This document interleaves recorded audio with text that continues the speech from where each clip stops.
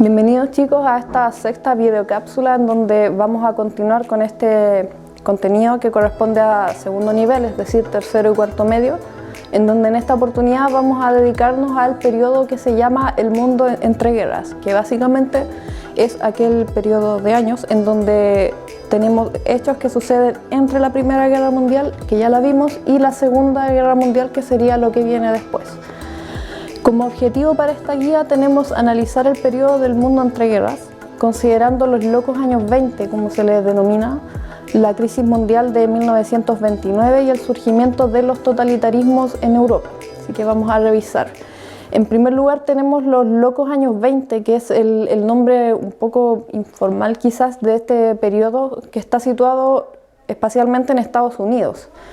En Estados Unidos la realidad que tenemos es que es un país vencedor de la Primera Guerra Mundial y que además va a experimentar la euforia de haber ganado la guerra y de haber sobrevivido a ella, porque ellos pensaban que se iban a morir o que esto nunca se iba a acabar.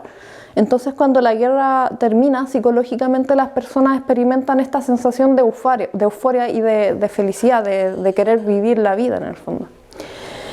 Vamos a tener ciertas características en el plano económico que van a estar relacionadas con esta euforia. Entonces, en el caso de Estados Unidos tenemos una prosperidad económica que se va a dar porque es un país que se enfrentó en la Primera Guerra Mundial, pero que no fue escenario de guerra. Entonces, no sufrió las catástrofes que sí sufrieron algunos países europeos que fueron escenario de guerra, que recibieron bombardeos en sus ciudades, que quedaron en el suelo, y que tenían que invertir dinero en la reconstrucción de estas ciudades. En Estados Unidos no tenemos esta realidad porque ahí no se combatió, sino que su ejército fue a Europa a combatir. Entonces vamos a tener una prosperidad económica porque Estados Unidos va a comenzar a abastecer con productos y con créditos a los países europeos que obviamente al quedar en el suelo también industrias quedaron paralizadas en Europa. Entonces Estados Unidos asume este rol de abastecedor. La prosperidad económica en la población estadounidense la vamos a tener reflejada en un aumento del consumo.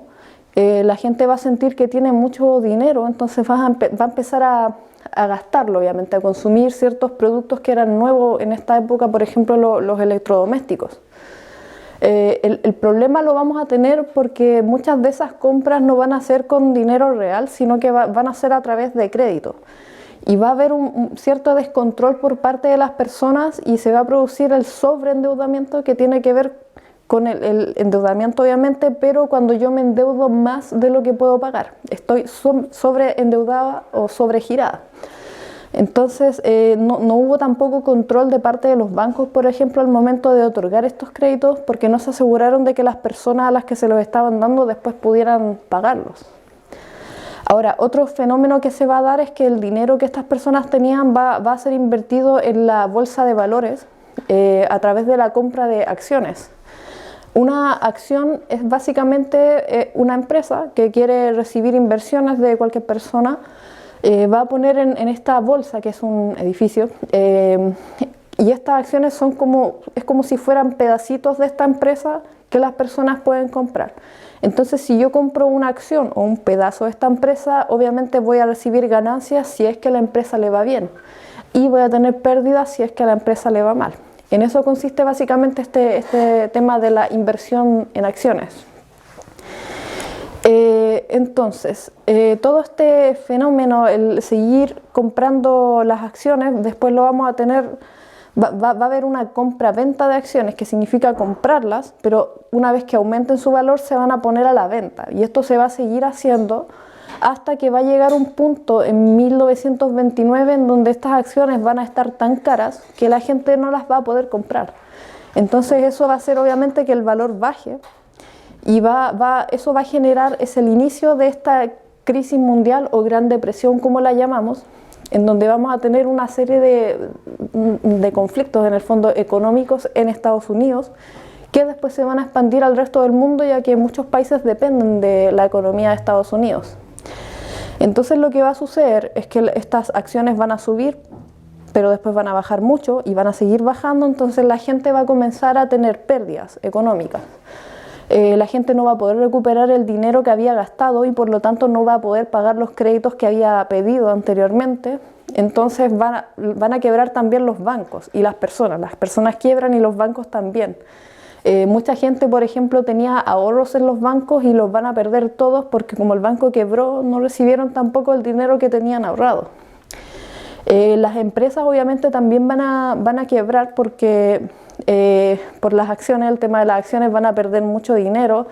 Las personas, si están sin trabajo y se genera este desempleo, tampoco van a poder consumir en las empresas, entonces las empresas también quiebran. Esta crisis en el fondo tiene que ver con la quiebra de básicamente todo, de fábricas, de empresas que venden productos o servicios, de bancos y de personas mismas. Entonces, en eso consiste básicamente esta crisis que inicialmente se da en Estados Unidos, pero que después se va a ver reflejada en todo el mundo. Ahora, una solución que se va a dar a esta crisis va a ser obviamente en Estados Unidos inicialmente, y este paquete de soluciones va a recibir el nombre de New Deal, que se va a basar en políticas del economista Keynes. Por lo tanto, es un sistema económico nuevo, capitalista, pero con ciertos toques especiales, digamos, y se va a llamar keynesianismo. Entonces, estas soluciones tenían que ver, por ejemplo, con creación de leyes que regularan los bancos para que revisaran este tema de los créditos, y se le pone límites al otorgamiento de los créditos porque si lo hubieran hecho antes, quizás los bancos no habrían quebrado y no se había producido toda esta crisis a nivel tan profundo. También se van a crear ciertas leyes que regulan el trabajo, por ejemplo, una jornada laboral, se establece un sueldo mínimo. Otra solución que fue bastante importante fue la creación de obras públicas. Las obras públicas son básicamente, por ejemplo, el pavimentar una carretera, crear un puente, un edificio, etcétera. Y el tema con esto es que esto crea trabajos, entonces ahí vamos a tratar de solucionar directamente el tema del desempleo producido en Estados Unidos. Y algo muy importante fue la búsqueda de los gobiernos de Estados Unidos de un presupuesto equilibrado, que tiene que ver básicamente con no gastar tanta plata en ciertas cosas que no son tan urgentes, y ese dinero poder ahorrarlo o invertirlo en otras cosas que sí son más importantes. Algunos efectos que tienen que ver con la crisis económica de 1929 que acabamos de ver, tiene que ver con cómo afectan el plano político de ciertos gobiernos en algunos países de Europa. Entonces vamos a tener como resultado de esta crisis que se van a producir los denominados totalitarismos, que básicamente a grandes rasgos son como dictaduras. Entonces se van a crear estos regímenes políticos denominados totalitarismos que tienen que ver en el fondo con un régimen político donde el Estado va a estar por sobre los individuos, que es lo contrario de una democracia en donde los individuos están por encima del Estado y el Estado está a la orden de los individuos o ciudadanos de ese país. En los totalitarismos es al revés, aquí el Estado manda y los ciudadanos obedecen. Entonces algunas características que tiene este sistema tienen que ver, por ejemplo, con lo que les acabo de mencionar, que se denomina primacía del Estado porque el Estado prima y está encima de la ciudadanía. También tenemos la existencia de un partido único. Aquí se van a ilegalizar todos los partidos políticos que no sean el partido de gobierno. También se van a caracterizar por la política del terror. Estos regímenes descansan en infundir el terror en la ciudadanía porque así consiguen que la ciudadanía esté sometida al Estado y al gobierno de ese país.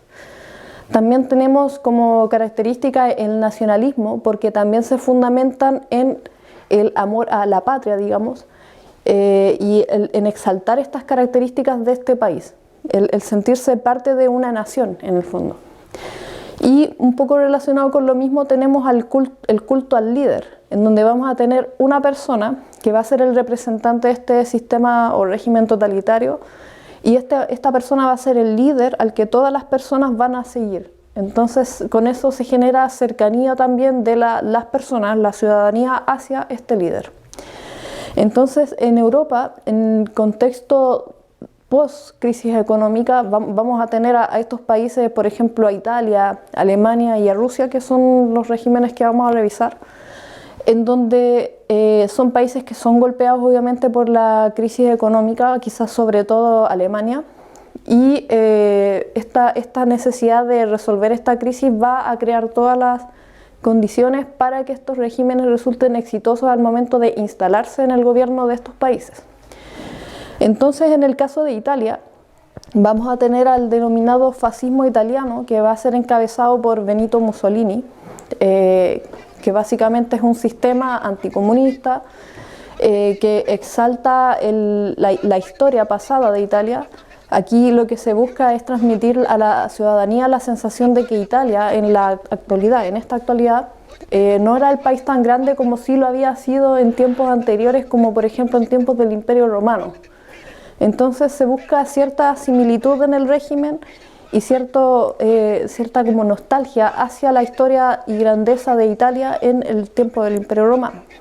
Luego, en Alemania vamos a tener al régimen que se llama nazismo, en donde vamos a tener a su líder, Adolfo Hitler, que va a tener las mismas características que el fascismo italiano, pero que lo distingue, digamos, del resto de los regímenes es que el nazismo propone también la limpieza étnica. Se fundamenta en términos raciales en el sentido de que la raza aria, los alemanes, blancos, altos, de ojos azules, rubios, son la raza superior dentro de Alemania y que el gobierno de Alemania tiene que hacerse cargo de que esta raza superior no se mezcle con otras razas existentes, por ejemplo los migrantes, los judíos, que fueron quizás la principal víctima del nazismo alemán. Entonces se les empieza a perseguir a todas estas personas consideradas como inferiores y se les va a llevar a los campos de concentración, en donde van a, en primer lugar, trabajar y después se les va a asesinar utilizando una serie de métodos, por ejemplo las cámaras de gases. Luego en Rusia vamos a tener el stalinismo ruso. Su líder va a ser Joseph Stalin, que va a suceder después a Vladimir Lenin. Y la característica que tiene, a diferencia de los otros dos regímenes que se identifican como anticomunistas, en el stalinismo ruso tenemos un Estado que es comunista y que ilegaliza a todos los demás.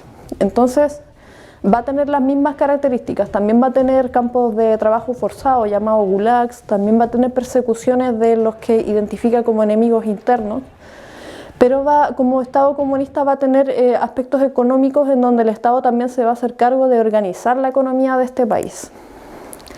Entonces, habiendo revisado ya los contenidos que corresponden a esta guía número 6, vamos a ver un breve repaso de qué es lo que tienen que hacer ahora en las actividades. Van a tener, como siempre, 4 ítems, en donde el primero va a ser el de términos pareados, en donde van a tener 10 conceptos y van a tener 10 definiciones y tienen que, como siempre, ver a qué definición corresponde cada concepto. Luego tienen el de verdadero y falso, en donde también nuevamente van a tener las 10 afirmaciones de este ítem y van a tener que señalar si cada una de ellas es verdadera o falsa.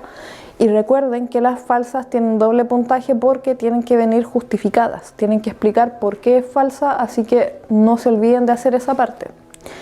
Luego tienen el tercer ítem, que es de análisis de fuente escrita y visual, en donde vamos a tener 2 textos o 2 actividades en verdad. En el primer caso van a tener un texto que tiene que ver con la prosperidad económica que se vivió en Estados Unidos después de la Primera Guerra Mundial y van a tener una imagen que refleja la sociedad estadounidense en este periodo.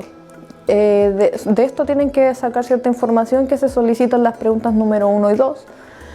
Y en el segundo caso van a tener otro texto en donde se titula la cuestión judía, que es básicamente la visión que tenían los nazis sobre el pueblo judío que residía en Alemania.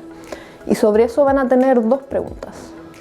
Luego tenemos un cuarto ítem que se llama creación de producto, en donde van a tener que crear un mapa conceptual siguiendo este ejemplo como referencia. El mapa conceptual siempre parte desde un concepto macro mayor, que puede ser el nombre del periodo que estamos estudiando, y a partir de ahí van a ir bajando cierta información que es toda la información que aparece en la guía. Entonces tienen que buscar 7 hechos históricos que hayan sucedido durante este periodo, el mundo entre guerras, y los van a ir bajando en este mapa conceptual, los van a ir ordenando. Si este ítem les resulta un poco complejo, porque no lo habíamos hecho antes. Recuerden que pueden preguntarle a sus profesores en las tutorías y pedirle ayudas o que se lo revisen y vean si están haciéndolo bien o lo están haciendo mal para poder corregirlo. Entonces recuerden consultarlo en las tutorías de 9:30 a 11 de la noche de lunes a viernes y nosotros nos vemos en una próxima oportunidad.